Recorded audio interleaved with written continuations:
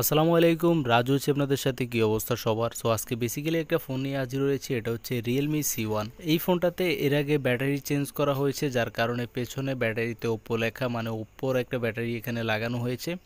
So কথাটা এই জন্য বললাম কারণ অনেকেই বলবেন যে এখানে তো ওপ্পোর ব্যাটারি লাগানো, সেজন্য কথাটা বললাম।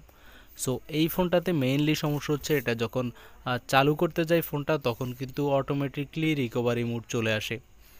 আমরা যদি ফোনটাকে আবার অফ করে অন করি, সেম অবস্থা, মানে ঘুরে ফিরে রিকভারি মোড চলে আসে। সো আজকের এই ভিডিওতে আমরা এই সমস্যাটির সমাধান করার চেষ্টা করব। সো কথা বাড়াবো না, চলুন শুরু করা যাক আমাদের আজকের এই ভিডিও। সো আমরা কিন্তু ফোনটাকে রিবুট করে দিয়েছি। এখন আমরা দেখব যে সেম অবস্থা কিনা। আপনারা দেখতেই পাচ্ছেন ফোনটাতে কিন্তু আবারও রিবুট অপশন চলে এসেছে।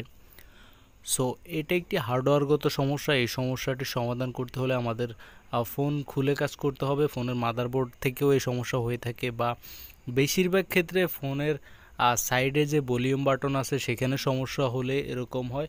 সো এই ফোনটাতে আপনারা হয়তো খেয়াল করেছেন কিনা আমি জানি না, তবে এই ফোনটার সাইডে আপনারা দেখতেই পাচ্ছেন যে ভলিউম আপ ডাউন দুটোই কিন্তু নষ্ট। সো আমরা প্রথমত যেটা করব, যেহেতু সাইডে ভলিউম বাটন দুটোই নষ্ট, সেহেতু এখানে প্রথমত আমরা দুটো ভলিউম বাটন লাগাবো নতুন করে, অ্যান্ড লাগিয়ে দেখব যে আমাদের যে রিবুট অপশনটা চলে আসে বারবার, বা রিকভারি মোডটা চলে আসে, সেটি চলে যায় কিনা বা সমাধান হয় কিনা। আর যদি সমাধান হয় হইল, না হলে আমরা পরবর্তীতে যেটা করব তা হচ্ছে সেকেন্ড স্টেপে কাজ করব, মানে মাদারবোর্ড থেকে কোনো শর্ট রয়েছে কিনা সেটি দেখব, অ্যান্ড দেখে তার সমাধান করব।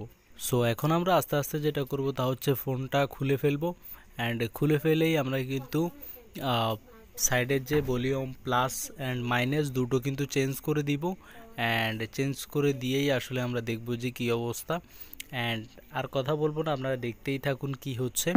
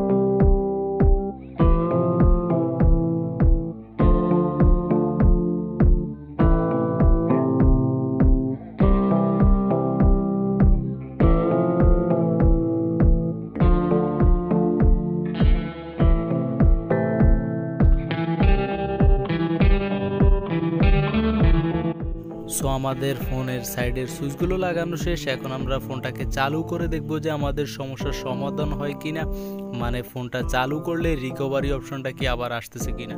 সো আপনারা দেখতেই পাচ্ছেন আমাদের ফোনটা কিন্তু কমপ্লিটলি চালু হয়ে গিয়েছে, মানে আমাদের সমস্যাটার সমাধান হয়ে গিয়েছে।